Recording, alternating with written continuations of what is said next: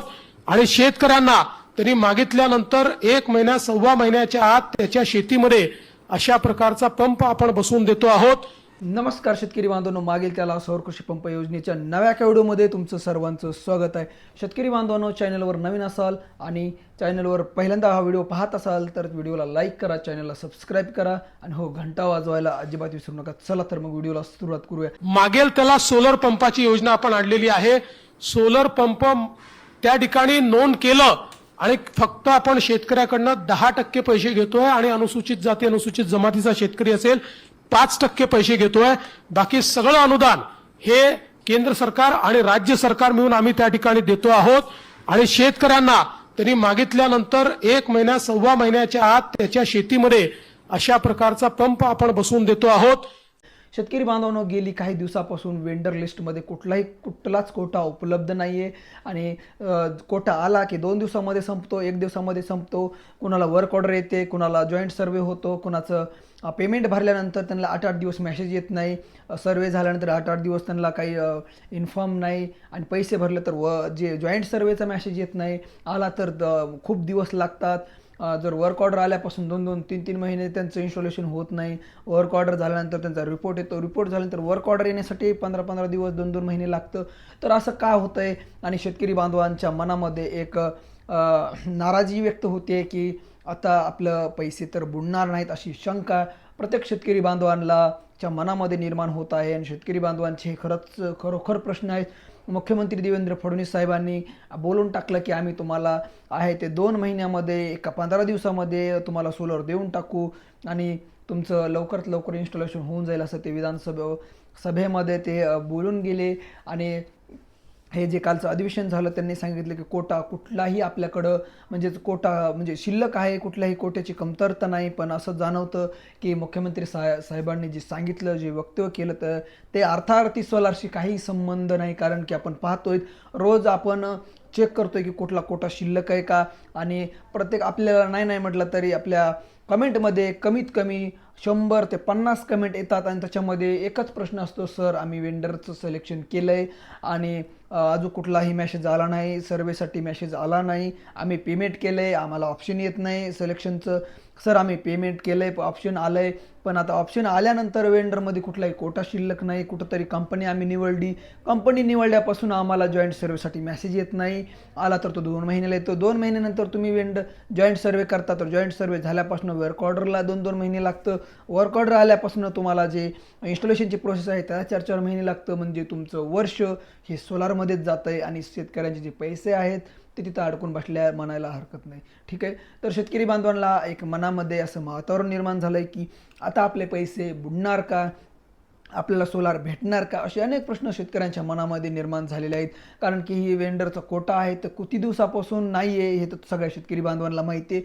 तर आपण जर शेतकरी बांधवांना कमेंट करायला सांगितलं की सर तुम्ही अर्ज करून किती दिवस झाले आणि तुम्हाला तुमचं इन्स्टॉलेशन पूर्ण झालंय का, त्याचा जर आपण सर्वे करायचं म्हणजेच कमेंट जर करायची म्हटलं तर आपल्या कमेंट बॉक्समध्ये नाही म्हटलं तरी 1000-2000 कमेंट यायला हरकत नाही। तर अशा प्रकारे जर आपण एक कमेंट टाकली की तुमचं सोलार किती दिवसात आलंय, तुम्ही अर्ज केव्हा केलाय, त्याचं जर आपण सर्वे केला आणि त्याचं जर कमेंट केल्या तर आपलं नाही म्हटलं तर 80% जे सोलार आहेत ते पेंडिंग आहेत, म्हणजे 20% 10% कुठं लोकांना ते सोलार भेटले।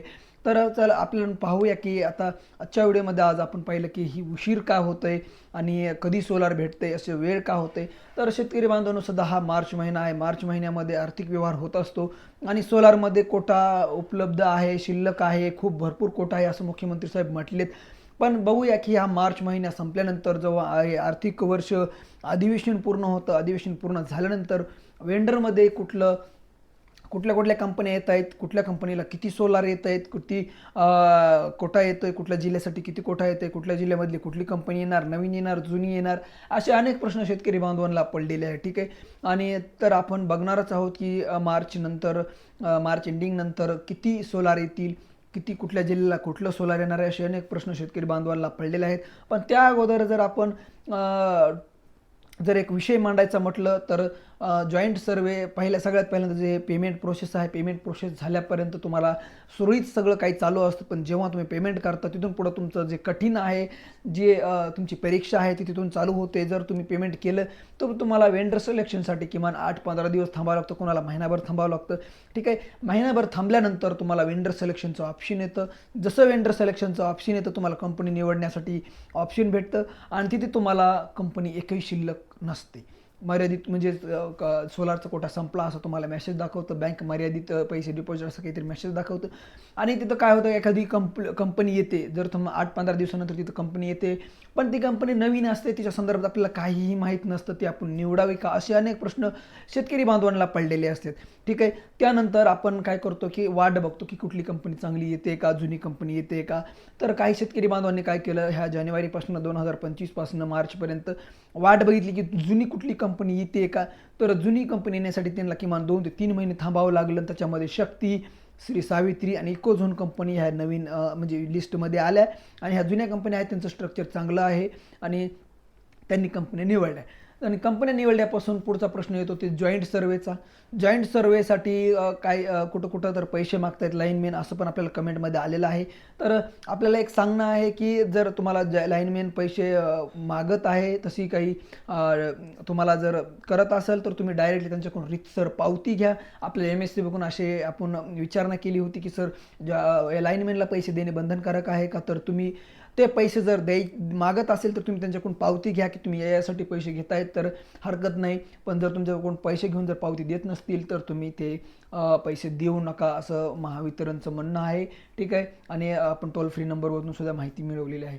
त्यानंतर तुम्ही जॉईंट सर्वे केला, जॉईंट सर्वे झाल्यापासून तुम्हाला वर्क ऑर्डरसाठी थांबावं लागतं. तुमचा जॉईंट सर्वे पास व्हावा लागतो, अप्रूव्ह व्हावा लागतो आणि अप्रूव्ह झाल्यानंतर तुम्हाला तिथून पुढं 1-2 महिन्याला आहे ते वर्क ऑर्डर येते आणि वर्क ऑर्डर आल्यापासून तुम्हाला तिथून पुढं काही दिवस थांबावं लागतं. म्हणजेच तुम्हाला तिथून पुढं 3-4 महिनेसुद्धा थांबावं लागतं जेव्हा तुमचं कंपनी मटेरियल घेऊन येते. ठीक आहे, तर मटेरियल कंपनी घेऊन येते, त्यांची तिथे डिमांड असते. काही शेतकरी बांधवांचं म्हणणं आहे की खडी वाळू खड्डे आपणच करून द्यावेत का. तर ह्याची सुद्धा आपण MSCBला विचारणा केली पण तसं काही माहिती त्यांनी दिली नाही आपल्याला. तर ती आपल्याला आपण विचारणा करू की दुसऱ्या जे इन्स्टॉलेशन झालं आहे तिथं खडी वाळू खड्डे हे कोणी केले त्याची सुद्धा आपण लवकरच व्हिडिओ पोस्ट करूया. ठीक आहे, आणि याच्या व्यतिरिक्त जर सांगायचं म्हटलं तर इन्स्टॉलेशन झाल्यानंतर पुढं खूप प्रोसेस आहेत. म्हणजे तुमचं मेंटेनन्स आहे, त्याचं स्ट्रक्चर कसं असावं, त्याला काय करावं जेणेकरून त्याचं आपलं दुरुस्तीसाठी पुन्हा प्रयत्न करावा लागणार नाही, याचे खूप प्रश्न आहेत. ठीक आहे, तर शेतकरी बांधवांनो, तुम्ही काही शेतकरी बांधवांनो व्याजानं पैसे काढून सुद्धा हे सोलारसाठी पैसे भरलेले आहेत आणि दीड वर्ष सोलार भेटत नाही, असे अनेक प्रश्न शेतकरी बांधवांना उपस्थित होत आहेत.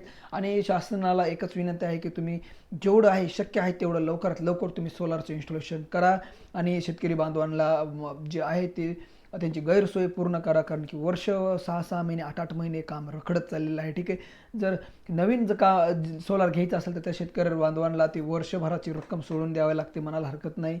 तर वर्षभर सोलार भेटत नाही. काही जणाला तर मॅसेज आलेले होते, आपण ते पाहिलं की 7, 8, 8, 9 महिने सुद्धा त्यांना सोलार भेटलेलं नाही. काही